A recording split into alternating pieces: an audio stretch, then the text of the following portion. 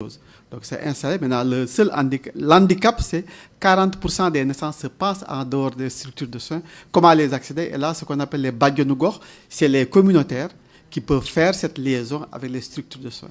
Ça, c'est un. De deux, hépatite B, chez nous, en Afrique de l'Ouest, c'est jaunisse. Chez nous, au Sénégal, jaunisse égale fièvre jaune, égale hépatite B, égale tout. Dès que les yeux sont jaunes, c'est un terme confus qui regroupe tout. L'ictère cholestatique, l'obstacle, tout. Donc, dès que les yeux sont jaunes, c'est jaunisse, c'est hépatite B, c'est fièvre jaune, c'est hépatite, c'est fièvre jaune, on ne sait pas. Donc, les médecins savent, mais les guérisseurs, ils entrent dans ça. Donc, ils disent, la médecine occidentale ne peut pas soigner. Donc, si vous allez à l'hôpital, ils vont vous tuer parce qu'ils pensent que vous allez les contaminer. Donc, venez vers nous, on peut vous soigner. Et ça marche jusqu'à présent, malgré le niveau de scolarisation des gens. Et l'autre problème sur lequel je voulais insister, c'était, est-ce que votre projet, je pense que c'est évident, c'est élémentaire, vous avez été au ministère de la Santé parce qu'ils ne vous écoutent pas. Avant d'instaurer le projet, est-ce que vous avez discuté avec les fonctionnaires de la ministère de la Santé? Parce que s'ils ne vous écoutent pas, il y a un problème. Mais de toute façon, bien sûr, on est passé au comité d'éthique, on a fait des réunions avec le ministère de la Santé. Enfin, ils sont au courant du projet, etc. Mais on se heurte vraiment à un mur. Ben, là, non, ils ne sont pas vraiment impliqués. Alors, il y a un médecin à Tana qui est un peu impliqué et qui a monté une association. Voilà. Ce qu'on voit chez nous le plus souvent, c'est des projets qui viennent en dehors des autorités du ministère de la Santé, qui veulent installer, qui veulent travailler, ça passe pas. Mais là, c'était pas le cas, hein, clairement. Dernière, mais alors, oui. 30 secondes. Je voudrais juste vous demander une précision. Pourquoi vous avez limité vos entretiens à 16? Parce qu'il n'y avait que 16 femmes enceintes dans la zone d'études. On a choisi une commune. Mais du coup, est-ce que vous avez eu la saturation de l'information? Est-ce qu'on est sûr que c'est le reflet de tout ce qui se passe? Oui, parce que moi, j'ai passé 5 ans à Madagascar, j'ai exploré plusieurs zones, et dans toutes les zones, c'est comme ça, quoi. C'est-à-dire que beaucoup de femmes qui accouchent à domicile, pas du tout de consultation postnatale, quelques consultations prénatales. Et tout, voilà, tout ce que j'ai dit là, je l'ai vraiment retrouvé dans toutes les zones que j'ai explorées. Alors, ce n'est pas une question directement à elle. C'est peut-être une réflexion pour le professeur qui est au niveau du stand. Vous venez de dire que chez nous, ictère, quand on voit la jaunisse, on mélange plein de trucs. Est-ce que nous qui sommes les médecins, vous qui êtes des enseignants, est-ce que ce n'est pas de notre rôle, de notre devoir, de pouvoir trouver dans nos vernaculaires le mot à mettre sur ces maladies? À l'heure actuelle, avec une prévalence très élevée de ces hépatites qui dépasse même celui du VIH, on ne sait pas comment dire hépatite B dans nos vernaculaires. C'est un problème. On va en discuter après. Non, mais j'invite les personnes intéressées à continuer cette discussion. Je pense que même si on dépasse de quelques minutes, ma foi, on va pas s'énerver. Oui, allez-y. Non, parce que c'est une discussion importante et je pense que c'est une plateforme vraiment chouette pour en discuter un tout petit peu. Grâce à vous, grâce à votre présentation. En fait, moi, je voulais juste rebondir par rapport à ce qu'a dit le professeur tout à l'heure, et par rapport au thème, parce que moi, j'ai mené l'étude au Sénégal, et en fait, contrairement à Madagascar, quand même, on a une bonne acceptabilité de la vaccination, aussi bien à la naissance ou de manière générale. Mais effectivement, le terme hépatite n'est pas connu aussi bien dans la population en général, mais même chez le personnel soignant, je pense qu'il y a pas mal de personnels soignants qui ne connaissent pas très bien la maladie. Mais pour les termes qui sont utilisés, si je prends l'exemple de Niakhar, où j'ai mené une enquête pendant 6 mois, quand on évoque les symptômes, il parle généralement d'un homme enceinte, par exemple, parce que il y a justement, voilà, et tout. Maintenant, quand il parle de pays, c'est un peu fièvre jaune en quelque sorte. Et nous, quand on essaie d'approfondir un peu, essayer de creuser par rapport aux symptômes et autres, parce qu'on leur dit carrément, est-ce que avec le pays, vous avez le ventre un peu ballonné, etc., des œdèmes, etc.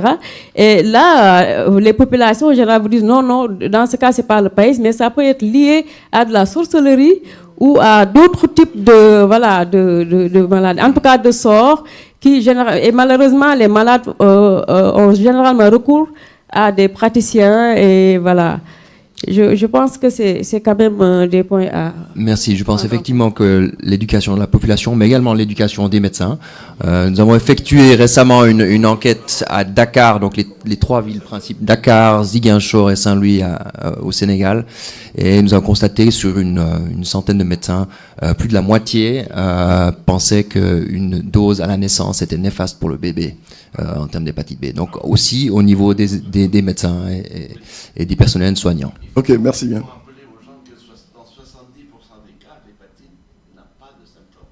Tout à fait. Tout à fait.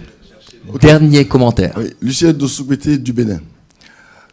Quand on voit le résultat de l'étude, on est un peu peiné de voir qu'on va faire perdre à cette population une chance. Et on se dit, est-ce que c'est la population qui n'est pas prête ou est-ce que ce sont les questions qui sont mal posées? Je prends un exemple. Au Bénin, pour réduire le nombre de défécations à l'air libre, on fait installer des latrines. Mais on les met en plein centre du village. Personne n'y va. Personne n'y va. On demande, on dit, mais nous, quand quelqu'un va faire sa grosse commission, il ne veut pas que tout le village soit informé. Donc il suffisait d'interroger ces personnes, on aurait installé les latrines loin du village, en périphérie du village, elles auraient été utilisées. Donc il faut se poser la question de comment on aborde. Et aucune communauté, je dis bien aucune communauté ne peut accepter qu'un problème identifié qui l'amène à sa perte, qu'il le laisse perdurer. Ce n'est pas possible. Toutes les coutumes, pendant tout le temps, évoluent avec la seule finalité de préserver la communauté. Merci. Donc je pense qu'il faudrait poser la question autrement. Merci. Une réponse quand même de votre part, vous voulez répondre?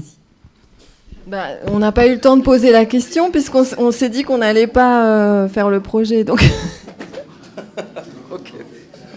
Très bien, alors on va poursuivre, mais maintenant vous avez tous l'obligation de rester jusqu'à la fin de la session, parce que ça ne va pas être juste pour le professeur de Lenir. Alors, on y va. Avant-dernière présentation, Moumerou Salou, qui nous vient du Togo et qui va nous parler de l'évaluation de la disponibilité de l'offre pour le diagnostic et le suivi biologique des hépatites virales au Togo. À vous. Oui, merci monsieur le modérateur. Bonsoir à toute l'assistance. Je voudrais profiter de l'occasion pour remercier les organisateurs de la FRAVI qui nous donnent l'opportunité de communiquer sur un thème qui est l'évaluation de la disponibilité de l'offre pour le dépistage et le suivi biologique des hépatites virales au Togo en 2017. Pour notre présentation, nous proposons d'adopter le plan suivant. Nous sommes à l'aide des hépatites et la question que nous sommes posée pour nous, biologistes, pour une prise en charge efficiente des patients souffrant d'une hépatopathie, qu'est-ce que nous sommes capables d'offrir aussi bien aux malades qu'aux cliniciens? Et les objectifs, c'était pour nous d'identifier les types d'hépatites qui étaient dépistés par les laboratoires de biologie médicale du pays, de recenser les méthodes de diagnostic biologique disponibles pour ce dépistage ou pour le suivi des hépatites, de décrire le profil du personnel impliqué, aussi bien dans les phases préanalytiques, analytiques et post-analytiques, et de rapporter le coût du test de dépistage de chaque hépatite. Pour cela, nous avons mené une enquête, une étude transversale, entre juin et juillet 2017. Nous avons inclus donc des laboratoires de biologie médicale, des formations sanitaires, aussi bien du secteur public, privé et confessionnel dans les 6 régions sanitaires du pays. La collecte des données est donc réalisée à l'aide d'une fiche d'enquête standardisée pour lesquelles les principales questions étaient le type d'hépatite dépistée, les méthodes, le coût. Et les données ont été donc traitées à l'aide du logiciel EpiInfo. Quels ont été donc nos résultats? Pour cette étude, le Togo est un tout petit pays, 56 000 km², 7 millions d'habitants. 48 laboratoires donc ont été inclus. Et comme vous pouvez le voir, principalement 19 à Lomé, la capitale, qui est la région Lomé commune. Et nous avons inclus 5 dans la région de la Kara, région où, en termes de prévalence, la prévalence de l'hépatite est plus élevée.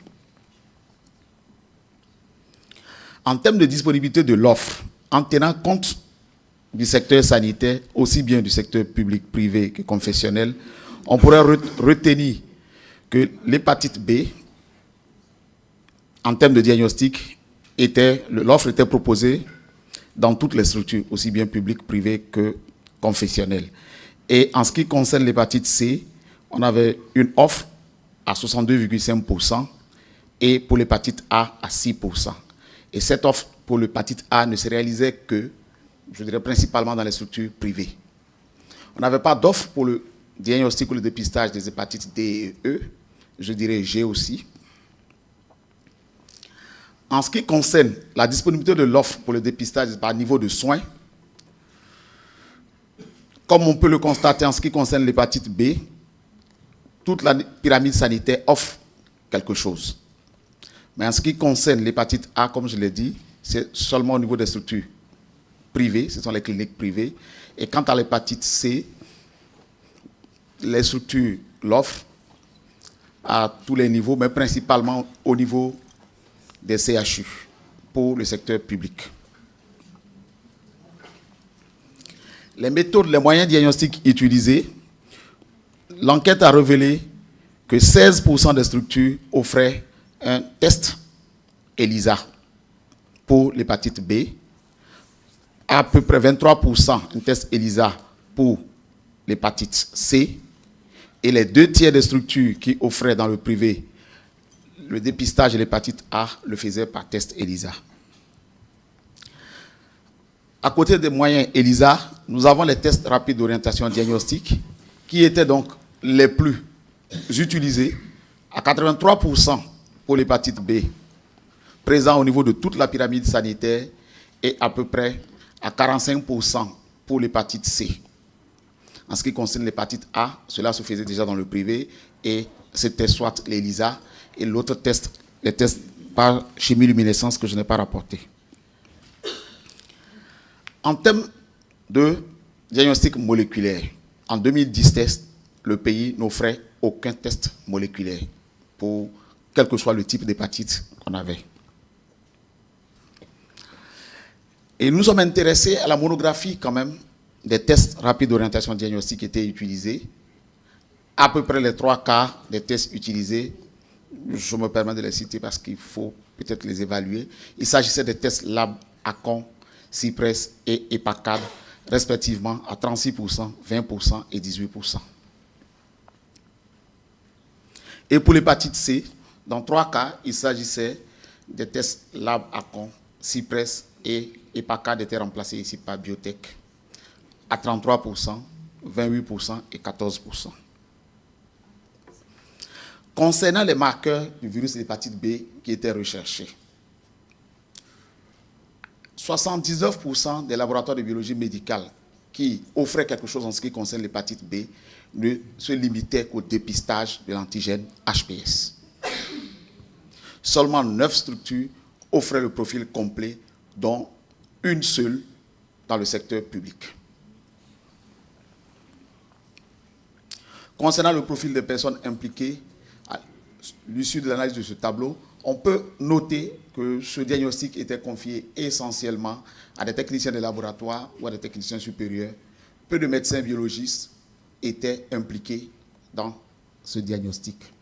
Et au niveau des hépatos, pour l'ensemble du pays, sur les structures impliquées, nous avons retrouvé 3 gastro-hépato-entérologues qui participaient effectivement à ce diagnostic.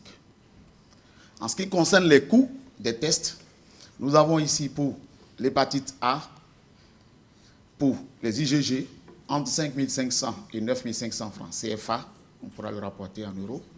Pour les IgM, pareil. En ce qui concerne l'antigène HBs, son coût variait de 1 500 à 12 000 francs CFA. Et quant aux autres marqueurs, c'était entre 5 000 et 17 000. Et curieusement, l'anticorps anti-HBC, certainement, coûtait un peu plus cher peut-être pour certaines dilutions à réaliser, entre 7 500 et 34 000. En ce qui concerne l'hépatite C, ce diagnostic qui était soit de test rapide ou à test ELISA, variait de 1 500 à 16 000. Et le profil complet pouvait aller donc à 97 000 francs CFA dans le secteur privé, à peu près à 150 euros. En conclusion, nous retenons que pour l'instant, le diagnostic biologique des virus de l'hépatite au Togo, ce diagnostic est basé essentiellement sur les tests rapides d'orientation diagnostique. Il y a une absence de l'outil moléculaire pour les virus des hépatites et l'offre est plus accessible dans le secteur privé que dans le secteur public. Le profil biologique complet pour le virus de l'hépatite B est financièrement inaccessible. Il est urgent donc de documenter les performances des tests de diagnostic rapide et de mettre en place la biologie moléculaire pour ne serait-ce que l'hépatite B et l'hépatite C. Merci pour votre aimable attention. Je profite de l'occasion pour remercier mes collègues. Merci beaucoup. On a le temps pour une ou deux questions. Oui. Oui, ici et là. Merci, Salou, de votre présentation. Oui. J'aimerais poser deux questions. On a vu que la majeure partie, surtout pour l'hépatite A, les examens se font dans les privés. Est-ce que ce sont des labos privés ou des cliniques privées? Oui. Est-ce que vous avez bien vérifié que ces tests sont effectués sur place ou ils sont envoyés à l'extérieur? La deuxième question, pour les prix, j'ai vu vous avez mis entre 5 500 et 9 000, surtout pour les IGA. Oui. Et j'aimerais savoir, dans votre pays, est-ce que vous n'appelez pas les cotations des baies? Si.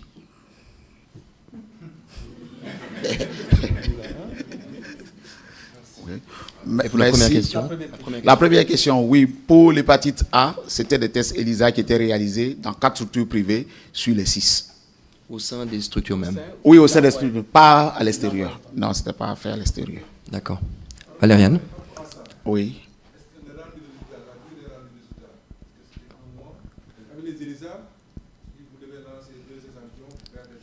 Voilà.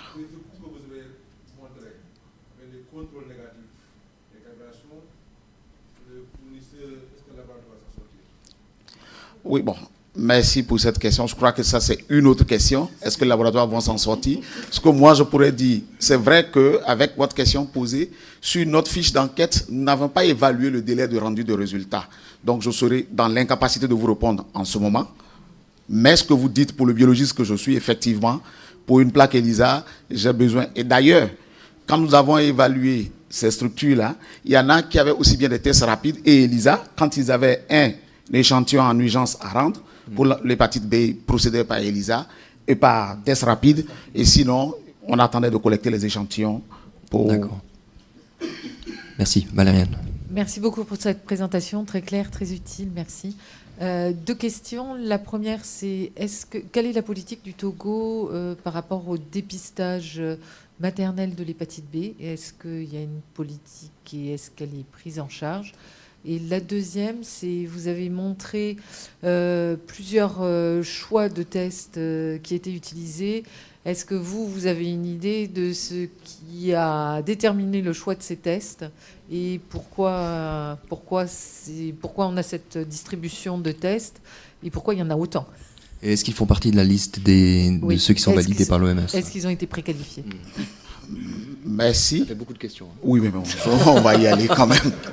Merci. Je crois qu'en ce qui concerne la politique du pays pour l'hépatite B, en ce moment, nous sommes dans la phase d'adoption. Effectivement, le pays propose une sérothérapie pour les enfants nés de mère infectée, la vaccination à la naissance, mais c'est le patient qui l'achète pour l'instant. C'est pareil pour la sérothérapie. Je crois qu'elle coûte un peu. Maintenant, pour revenir à la panoplie de tests qui a été posée, je crois que notre rôle en tant qu'universitaire, c'est aussi ça, d'éveiller les consciences. Et nous avons un centre national de référence pour le VIH et les IST, et tous les tests pour le VIH sont homologués par ce centre et proposés aux structures. Mais comme je l'ai dit, nous sommes à l'ère des hépatites, il y a les réseaux sociaux, il y a beaucoup de campagnes de sensibilisation et tout le monde est en train de se ruer vers les hépatites, mais il faut bien qu'on s'asseye, qu'on balise les choses. Et donc, pour ces tests-là, quand vous regardez les 3 principaux tests pour l'hépatite B et C, je me suis permis de remplacer Hepacad par pour dire que certainement c'est des fournisseurs qui sont plus présents pour le moment sur le marché, qui font la promotion de leurs tests, mais à notre charge, d'évaluer ces tests et de dire ceux qui sont vraiment performants. On a encore une dernière question, c'est ça? Émile Alakwadio, directeur du programme de lutte contre les hépatites virales en Côte d'Ivoire. La question des tests de dépistage m'intéresse parce que lorsque je vous ai écouté, je me suis rendu compte qu'on ne peut pas asseoir une politique sérieuse de prise en charge des hépatites virales sans outils de diagnostic et de dépistage fiables. Et là, vous avez touché une question essentielle, c'est l'évaluation de ces tests rapides.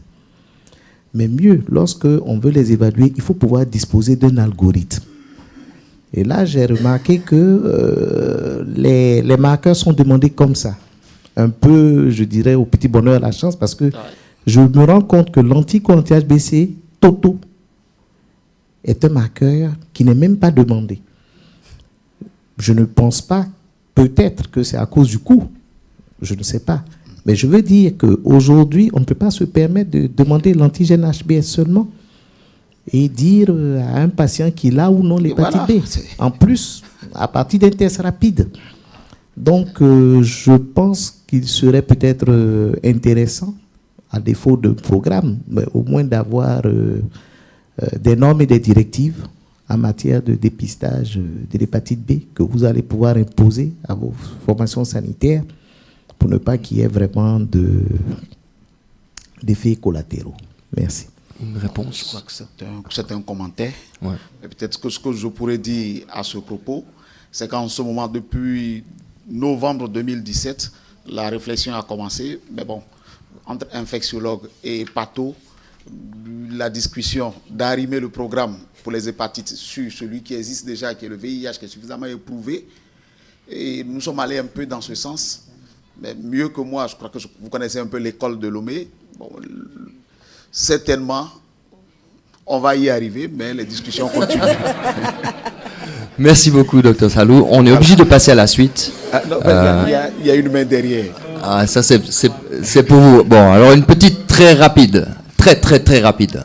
Merci. Je viens du Sénégal et en fait, par rapport à la présentation de Salou, ce qui se dégage globalement, même dans nos pays, c'est que la prise en charge des hépatites, elle est assez compliquée et beaucoup de médecins, d'une façon générale, ont du mal avec tous ces marqueurs qui existent. Voilà. Vous allez voir arriver une prescription où on vous demande un peu n'importe quoi. Donc je crois qu'effectivement, il y a ce besoin de formation.